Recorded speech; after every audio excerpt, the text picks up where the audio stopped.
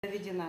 Поэтому, Умурбай Нарбекович, я думаю, что нам с вами, нам стоит поднять все наши тоже бывшие все документы, наработки, то, что мы делали по этой статье, и то, что сегодня вот предлагали и разработать и программу обучения додипломной, последипломной подготовки. И в основном, может быть, то, что вот сейчас имеется более всего наработанное, это вот в области фитотерапии. Давайте в этом плане будем работать. Но для этого, конечно же, нужна хорошая такая научная основа. Для этого, как уже здесь тоже отметили наши уважаемые коллеги, для этого нужна какая-то база. Нам нужно определиться с этой базой, где можно проводить эксперименты, клинические испытания. И все это приводить в соответствие вот с нашими нормативными документами. Конечно же, это медицина, народная медицина, она имеет право на существование, как я уже повторила, тем более имея такие богатейшие ресурсы, и не использовать его, это, конечно же, просто уже будет преступным. Спасибо. Урматтуу кесиптештер, урматтуу Нарбекович, мен силерди кыргызча сүйлөп эле деп атып эле бокко чогулуп көрүнүм. Эми азыр ушул дары-дармек жагына да бир өкпө сөз айтып берейин. Бул өзү кечигип бараткан нерсе. Умурбай Нарбекович, сиз бейишти дүркүрөтүп өстүрүп атканда, сиз жалаң гана дар эмес, кыргыз элинин арасынан чыккан мыкты элдик табыктардын дагы тамырын кармап, ошону бир чоң деңгээлге жеткирген элеңиз. Бул жагы экинчи маселе. Анан мен бир нерсеге таң калам да, жанагы далилдүү медицина деп. Эмне үчүн эле батышта чыккан дарылар далилдүү болуп калат дагы. Анан эле кыргыздын окумуштуулары чыгарган далилсиз керексиз болуп калат. Муну ушул мени күйгүзөт. Анан ошон үчүн сиздин козгоп атканыңыз, Умурбай Нарбекович, мына бул атайын элдик медицина боюнча академия ачсак деген, бул деген азыркы бүгүнкү күндүн турмуштук жашоонун талабы. Мен ойлойм, биздин кесиптештер ушуну колдойт го деп. Анан бул жерде бир орусча айтканда носу бар да. Кыргызда 3 дарт бар, Умурбай Нарбекович, азыр өзүңүз билесиз. Көрө албастык, ичи тарлык, анан сынчылык деген. Бу эмне үчүн Умурбай Нарбековичтин мүрөгү өтүп кетет да, менин мүрөгүм өтпөйт деген бир немелер бар да. Тилекке каршы бар. Ушул азыр ушу отургандардын арасындагы бир 99%-ында ошондой кылып кетет, мүмкүн бир гана пайызы ушуну жакшы кылып атат деп айтат. Ал эми ойлоп көрсөк, Умурбай Нарбекович канча азап менен, канча кагылышуу менен ушул иштерди алып бардыңыз. Бул көз алдыда көрүнгөн нерсе эле да. Муну улуу муундар билет. Анан ошого карабастан өзүңүз көп эмгек менен ушундай эмгектерди жараттыңыз. Сиз эми багы орун басар министр деп мактоо эмес, мен сиздин эмгегиңиз менен сыймыктанам, Умурбай Нарбекович. Биз бири-бирибизди көптөн бери билген адамбыз. Анан кыргыз эли үчүн сиздин жана ачсамбы деген ушул сынакка коюп аткан академияңыз келечекте чоң кызмат кылып берет го деген мааниде. Эми философиядан эпос сөз. Манас эпосун карасак, ошондо жүрүп атат. Илгери 400 миң голду чоң казакка аттантканда, Канекей энебиз ар бир жоокердин жан баштыгына дарыны берген экен да. Ошондо Кытайдын кырма дарысы, калмактын кара сарысы, анан кийин күл асыкты кошуп. Алар чай ичип отурган эмес, чаап баратып, алып аткан суудан эле чымчып, жана күл асыккан салып, баралаштырып жутуп алып, кайра кадимкидей согушуп. Ошонун арасында жана күчөткөн дарылар болгон, канды токтоткон, кубаттандырган. Мына ошонун бардыгы, ушул жана дарыңызды ошол күл асыкка да бир кайрылып көрсөңүз, бул эмне деген керемет. Мен эми буну жан билимден колдойм, Умурбай Нарбекович. Ылайым эле ушул академия ачылып, кыргыз элинин дүйнөгө дүңгүрөтө берсин. Рахмат. Маалымат айтып коеюн. Бүгүн чөптөр абдан кымбат. Могу разнотравье деп коет го, жанагы чабрец, фигот, ушундай эле жөнөкөй эле чөптөр, зверобой, 100 сомдон кеми жок килосу. Бул силер ойлосоңор, эгин айдайт, буğday, жүгөрү, картошка килосу 100 сомго жеткен товар жок го, туурабы? А муну жөн эле таладандар терсе болот. Дагы бир маселе. Жанагы Аблепиха, Шиповник, Долоно азыр 150 сомдон кеми жок. Мына Россиянын же башка Прибалтиканын адамдары келип, акча таштап кетип кыргыздарга. Сен мага күзүндө мынча товар бересиң деп. Биздин кыргызстан ошол несенин абдан жакшы жашап атат. Могу тоодо жашагандардын баары уже чөптөрдүн баарын бизден жакшы билет. Качан, канча териш керек, кантип кургатып бериш керек. Себеби акчасын алганда стандарт да аларга жөнөтүлөт. Бул бир экинчи маселе. Мына өзүңөр көрүп атасыңар, мына Россия өткөндө 12 вагон чекенде кармалды Москвадан. 12 вагон деген не деген? Чекенде деген өзүңөр билесиңер, эфирден кандай экенин да. Эме түрктөр болсо тетиги эмеде Аксыда, Чаткалда алгы деген бар. Бул желудочный кишечный тракттын эң бир чоң дарысында илгери ачкачылык болгондо кыргыздар ошо алгыдан атала жасап ичишкен да. Түрктөр бүт алып кетти. Ошо каздырып. Кытайлар, түрктөр, кытайлар жаңгактын баарын ишекесин алган жок, чаптырып туруп алып кетип атат да. Мына мен айтып атканым, Кыргызстан өтө бай мамлекет да. Биз өзүбүздүн байлыкты карабай жатабыз. Кочкордун кызыл колтук багасы, түштүктүн жана жыландары калган жок, сүлүктү Россия терип кетти. Биз мамлекетке кожоюндук кыла албай атабыз да. Муну караган киши жок да. Мамлекеттин башына келгендердин бардыгы жанталашып бирдемени алып калалы, приватизация кылып калалы, талайды тонойлу деген башка эчтеке жок. Кыргыздын байлыгын сактасак деген азыр бир адам жок. Ушул жөнүндө биз ойлонушубуз керек да. Медиктер айтпаса, ойлонбосо ким айтат мунун баардыгын? Мына өзүңөр көрүп атасыңар. Израилдин мертвый озеросы. Өткөндө мага Израилден кишилер келди. Бүт продукциясын каталогдорун көрдүм. Биздин Каракөл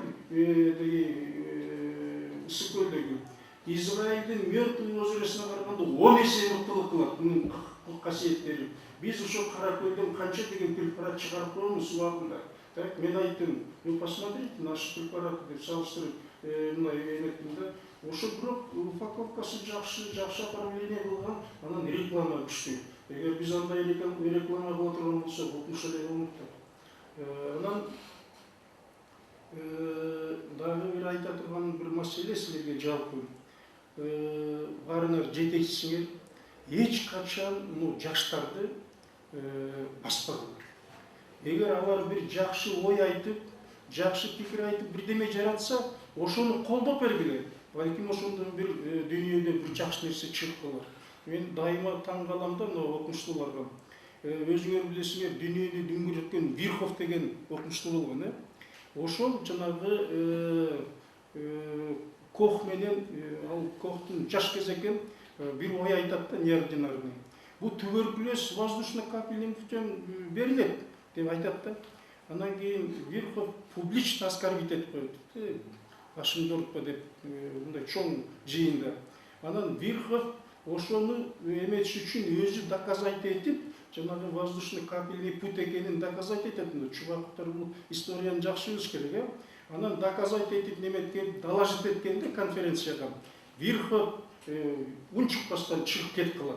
Значит, эң дүйнөдө мен мыктымын деген окумуштуу бир окуучусунан жеңил калат да. Ошондой болуп, эч качан бир балдарды баспагыла, кандай сөз айтса, инициатива айтса, бирдеме айтса, колдоп коюш керек да.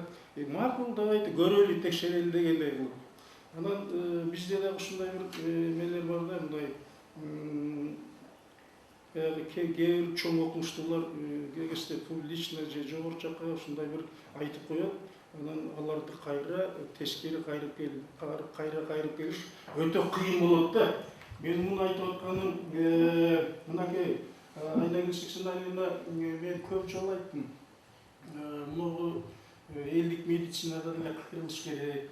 Ушуну деле бир мындай байкап көрүш керек кардиологияда. Мен акайы бир китеп алып келдим, ушу биринчисин сизге берейин. Могу мумия тайна 21 века деген бир мумия жөнүндө канча иштедик, ушунун баарын жыйнап койдук да. Анан ушунда бир орустардын Москвада bir чоң институту ошол мумияны острый инфарктарга колдонуп туруп эме доказать этишти да, ичинде бар, мен атай ошолордун эмесин келтирип койдум деген. Острый инфарктка мумияны колдонгондо бат рубцин айтып эткенде. А бизге рубец керек го инфарктта. И башка да маселелер бар. Анан кийин жана дагы бир айтайын дегеним, мына көп жолу айтып жүрөм, мына Чернобыль авариясы болду. Ошондо Москвадан бүт окумуштуулар кайрылды. Эмне берсек болот ушуларга деп туруп. Эмне берсек болот. Конечно, нур алган кишилерде биринчи эле кровотворный система страдать этет. Анемия, лейкопения, тромбоцитопения, костный мозг талкалап коет да. Анан экинчи кишен щитовидный желез экен. Ал ошол жерге көп чогулат экен. Ошондо биз сунуш бердик эле да. Ошо Чернобыльдын авариясына мумиянын таблеткасын, анан жана биздин тианшамироги деген бальзамды бергилечилер. Алып барып испытание жасап, ушунун китепте бар бардыгы да. Анан заключение берди. Россиянын профилактический медицинасы Халитов деген аксакал ушу жазды да. При всех экологически неблагоприятных ситуациях применяйте, пожалуйста, таблетки мумия и тианшамироги деген. Ушунчалык чоң Москванын профессорлору ушинтип эметип атса, биз үйдө отуруп алып, 90-жылкы материалды мындай игнорировать этип отурсак, кандай бир логичный эмес го деген маселе да. Ошон үчүн туугандар, мына руководительдердин баарына, биринчи руководительдерге, могу китепти берейин. Ушу мумия тууралуу эмне болсо, жаңылык болсо, баарын ошол жерге камтып койдук, бир карап эметип көрсөңөр. Экинчи маселе. Мына биздин препараттар менен хирургический ооруларга тиешеси жок, операция болгон. Операция болбогон оорулардын бардыгына мен кепилдиги менен алып туруп, азыр мен прием кылам 6-дан кийин да, отуруп. Мен айтам, оорулар келгенде, мага мынча убакыт керек, значит, кепилдигин алам да дарылайын деп туруп. Мен силерге бир 2-3 мисал айтып берейин, онкологдор отуруп, онкологиядан чыгарып таштаган адам болбойт дегендердин 3-4-өн кайра кайтардык өздөрүнө. Алып барып кайра көрсөтүп, учеттен снимать этtirdik. Ошондой чөптөрдүн мүмкүнчүлүктөрү бар да. Просто ушул мүмкүнчүлүктөрдү пайдаланып туруп, бир жапа-тырнак иштесек, медицинаны көтөрүп жиберет. Мына учурунда ошол эле таблетка мумияны өзбектөргө көрүп мен $1 миллион республикага пайда келтиргем. Чектерге сатып канча неме мүмкүнчүлүктөр болгон. Бирок баягы шартка байланыштуу президенттердин мыктылыгынан ушундай токтоп калды да бул жумуштун баардыгы. Ошон үчүн айтарым, силер ар бириңер ордуңарда ушул бир фитотерапияга, ушунун мүмкүнчүлүгүнө бир көз салсаңар. Өзгөр колдонуп көрсөңөр, испытание кылып көрсөңөр. Болбосо өткөндө курортологияда отургам, мен айттым. Жолдош профессорлор, академиктер, давайте мындай бир иш жасайлы. Бир 30-тан 50-ден оруп алалы. Силер өзүңөрдүн ыкмыңар менен иштеп көргүлө, мен өзүмдүн ыкмым менен иштеп көрөйүн, кимибиздин процентибиз жогору болор экен дегенде. Ошон үчүн айтам да, мына жасараткан дарылардын мүмкүнчүлүктөрү өтө чоң. Мына бир жана сарбент карабаты дегенди мен алып келип азыр көрсөтсөм да болот. Коклюш менен ооруган 13 жаштагы баланы 2 ай дарылагандан кийин бир эле сарбент менен ошол бир күнү сабакта отуруп туруп жөтөлүп, анан кийин өпкөсүнөн бирдеме ыргып түшөт да, мындай катуу нерселер. Класстын ичи адам отура албай сасып кетет. Анан кийин ойлосок, баягы көң болуп бир жерине, бронхтун бир жерине катып калган неме окшойт. Анан чыккандан кийин ошол 2 жолу кайталанат. Ушундай ушуга чейин эритип жеткирет да ал башкалардын. Ошон үчүн бул жерде бүт инструкциялар бар, тиги кандай ооруларга колдонуп, бир карап көрсөңөр. Ушуну биринчи жолу, биринчи китебин Айнагүл Сексеналинага берели. Ичине балким мнениясын өзгөртүп, кардиологический ооруларга да колдонуп калса.